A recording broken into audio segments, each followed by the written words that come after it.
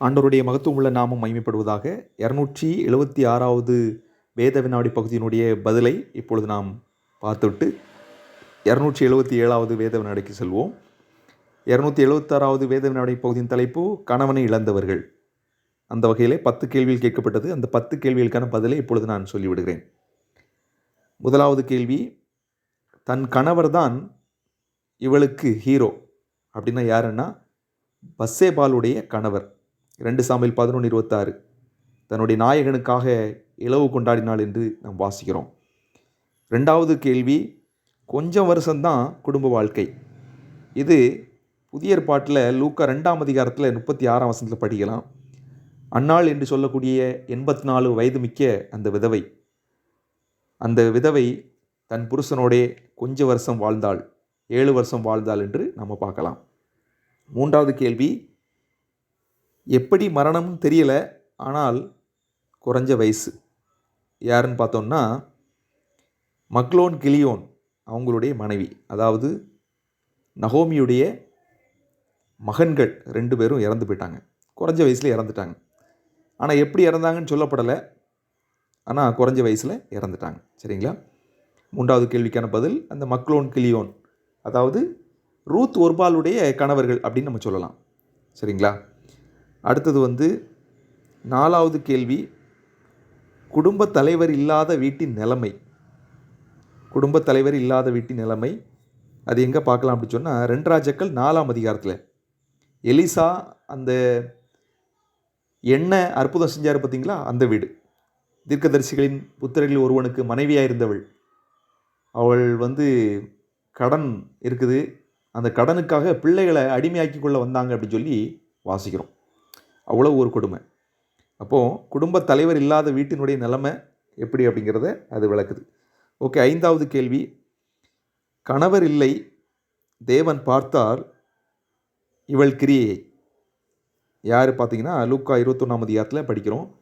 அந்த 2 காசு போட்ட அந்த விதவை, 2 காசு போட்ட அந்த விதவை. ஓகே, 6வது கேள்வி, கணவனை இழந்தவள் விடாப்பிடியாய் நின்றவள். யாருன்னு பார்த்தோம் அப்படின்னு சொன்னால் ஒரு நியாயம் கேட்க போன அந்த விதவை, ஒரு நியாயாதிபதி இடத்துல நியாயம் கேட்க போன அந்த விதவை. லூக்கா 18ஆம் அதிகாரத்தில் படிக்கிறோம் பார்த்தீங்களா, எனக்கு நியாயம் செய்யணும் அப்படின்னு சொல்லி விடாப்பிடியாக நிற்கிறாங்க, அப்படி தானே? அந்த சம்பவத்தை நம்ம பார்க்கலாம். சரிங்களா? 6வது கேள்வி லூக்கா 18ஆம் அதிகாரத்தில் நம்ம பார்க்கலாம். ஓகே, 7வது கேள்வி, எத்தனை இழப்பு தான் தாங்கி கொள்ள அப்படின்னா இது நகோமியை சொல்லலாம். ரூத் 1ஆம் அதிகாரம் நம்ம படிக்கலாம். தன்னுடைய கணவரை இழந்துட்டாங்க, தன்னுடைய பிள்ளைகளை இழந்துட்டாங்க, ஒரு விதவை எத்தனை இழப்பை தான் தாங்கி கொள்ள அப்படிங்கிறது நகோமியுடைய ஒரு நிலைமை. தன்னை மாறாள் என்று சொல்லுங்கள் சொன்னாங்க. அவ்வளோ ஒரு கசப்பான ஒரு சூழ்நிலை. 8வது கேள்வி, இருந்ததும் போச்சே என்ன பண்ண அப்படின்னு ஒரு அம்மா யோசிக்கிறாங்க. ஆனால் அதுக்கு பதில் ஆண்டவர் கொடுத்தார். என்ன? ஒரு நாயின் ஊர் விதவை. லூக்கா 7ஆம் அதிகாரத்தில் படிக்கிறோம். அந்த விதவை தன்னுடைய மகன் இறந்து அடக்கம் பண்ண கொண்டு போகிறாங்க, பின்னாடியே அழுதுட்டு போகிறாங்க அந்த அம்மா. ஆண்டவர் சரி அழாத நீ அப்படின்னு சொல்லிட்டு பாடையை தொட்டு சுகமாக்குனார் அப்படின்னு சொல்லி நம்ம பார்க்கலாம். சரிங்களா? ஓகே, அடுத்தது 9வது கேள்வியை பார்த்தீங்கன்னா 2 பக்கமும் அற்புதம்தான். 2 பக்கமும் அற்புதம்தான் அப்படின்னா இது எலியா சாரிபாத் ஊர் விதவை. சரிங்களா? எலியாவை ஆண்டவர் போஷிக்கணும் ஒரு பக்கம், இன்னொரு பக்கம் ஒரு வீட்டில் கடைசி சாப்பாடு. இப்படிப்பட்ட சூழ்நிலை. எலியாவையும் வழி நடத்தணும், அந்த சாரிபாத் ஊர் விதவையும் போஷிக்கணும். அப்படிங்கிற ஒரு சூழ்நிலையில் இந்த அற்புதம் நடக்குது. என்ன? அந்த பஞ்சந்தீர் மட்டும் எண்ணெயும் மாவும் குறைந்து போகலை அப்படின்னு சொல்லி நம்ம பார்க்கலாம். 1 ராஜாக்கள் 17ஆம் அதிகாரம். ஓகே, 10வது கேள்விக்கான விடை, 4 எழுத்து பெயருடையவள் 5 எழுத்து பெயருடைய மகன் அப்படின்னா விடை என்பது செருகாள் என்று சொல்லக்கூடிய ஒரு விதவையை பற்றி நம்ம வேதாகமத்தில் படிக்கிறோம். 1 ராஜாக்கள் 11:26 அவளுடைய மகன் எரோபெயாம் அப்படின்னு சொல்லி நம்ம பார்க்குறோம். சரிங்களா? இதுதான் இந்த கேள்விகளுக்கான விடைகள். ஏதாவது உங்களுக்கு டவுட் இருந்ததுன்னா நீங்கள் தயவுசெய்து கூப்பிடலாம். ஓகே, இப்பொழுது நம்ம 277வது வேத வினாவிடைக்கு செல்வோம். 277வது வேத வினாவிடை பகுதியின் தலைப்பு சூழ்நிலை பாடல். சூழ்நிலை பாடல். சரிங்களா? அதாவது ஒரு சூழ்நிலையை நான் சொல்லுவேன் வேதாகமத்திலிருந்து ஒரு இன்சிடெண்ட், ஏதோ ஒரு சூழ்நிலை, அதையும் நான் சொல்லுவேன். அதை சொல்லும் பொழுது அதுக்கேற்றாற் போல் ஒரு பாட்டை நீங்கள் கண்டுபிடிக்கணும். சரிங்களா? அதுக்கேற்றாற் போல் ஒரு பாட்டு. இப்போ நான் கண்டுபிடிச்சி வச்சுருக்கேன், அந்த பாட்டுக்கு நீங்கள் ஈக்குவலாக வரணும். இப்போது எடுத்துக்காட்டுக்கு ஒரு பாட்டை பாடுவோம்னு வச்சுக்கோங்களேன்.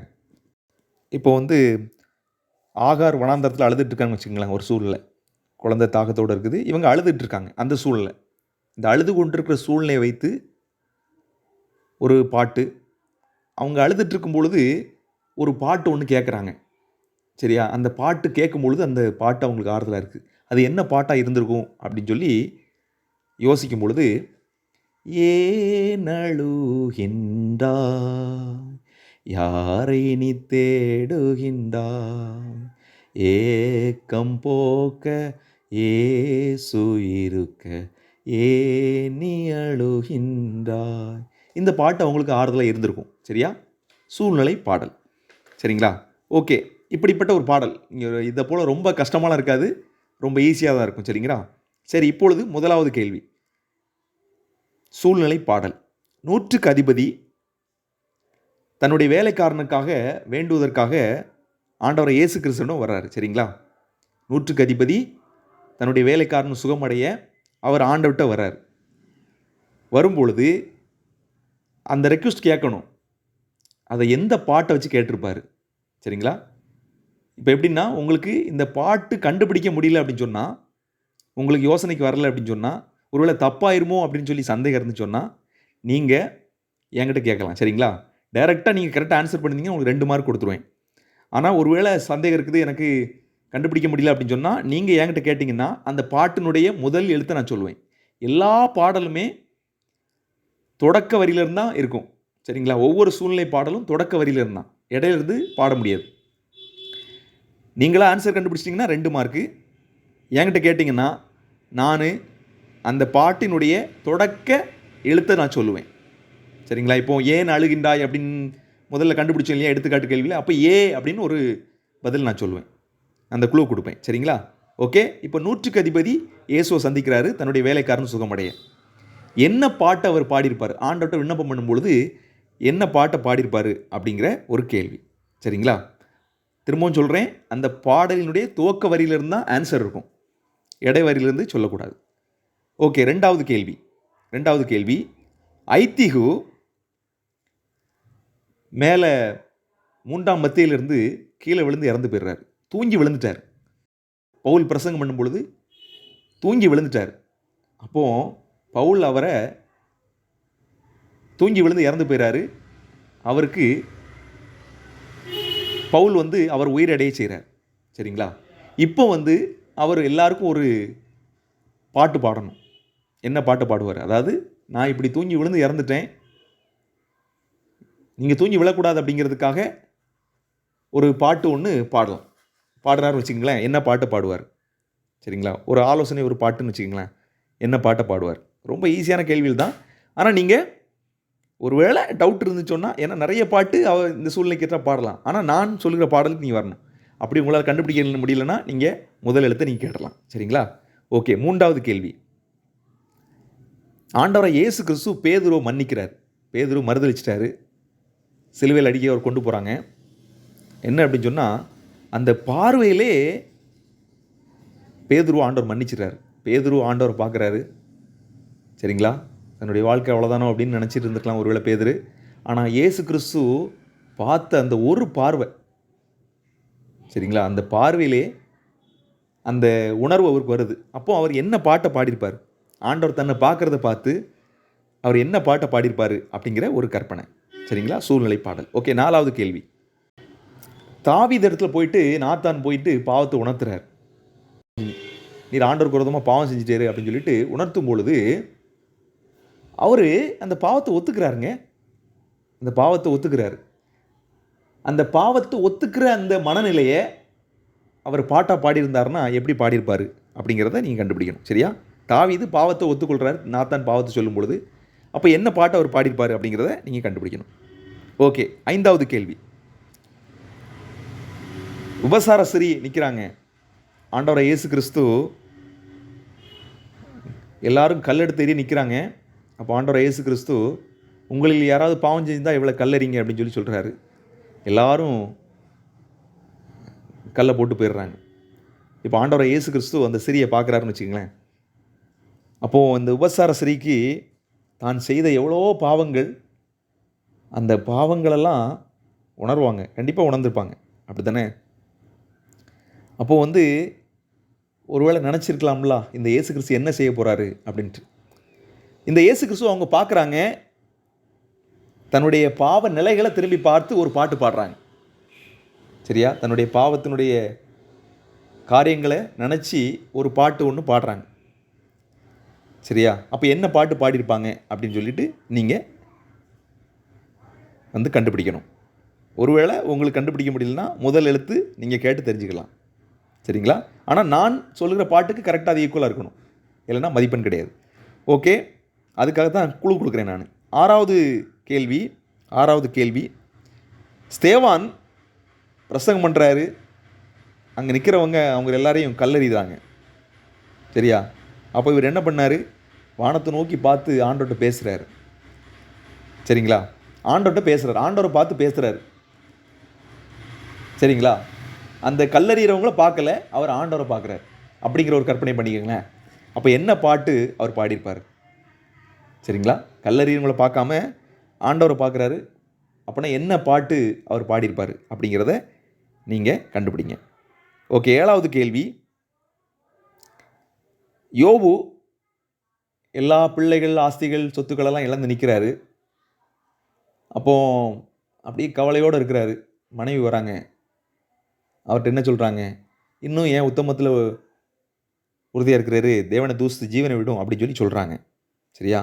அப்போ மனைவியும் எதிராயிட்டாங்க.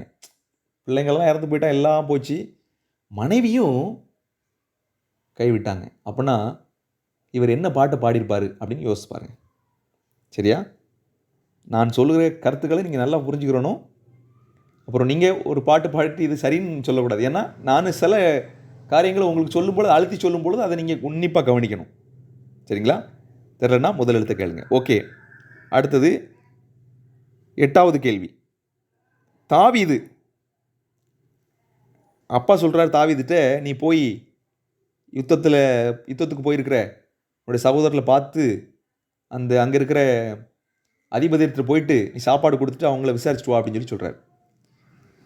என்ன சொன்னார்? நீ யுத்த காலத்துக்குள்ளே போகக்கூடாது, ஆனால் நீ அந்த அதிபதியின் இடத்து போயிட்டு சாப்பாடு கொடுத்துட்டு நீ விசாரிச்சுட்டு வரணும், அன்னை மாதிரிலாம் எப்படி இருக்காங்க அப்படின்னு விசாரிச்சுட்டு வரணும் அப்படின்னு சொல்லி அனுப்பினார்.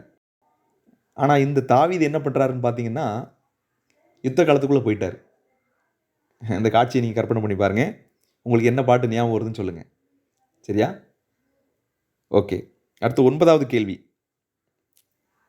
இயேசு கிறிஸ்து, யோவான் 2 பேருக்கும் ரொம்ப ஒரு பரஸ்பர அன்பு.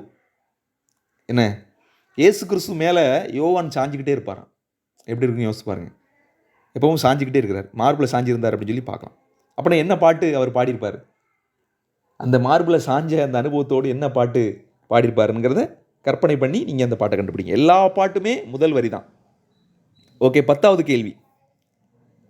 சமாரிய ஸ்ரீ அனுபவம். அந்த சமாரிய ஸ்ரீக்கு அந்த கிணற்றண்டையில் போய் ஆண்டவர் பேசி ஒரு சாதாரண தண்ணீரை பற்றி ஆரம்பிக்கிற உரையாடல்.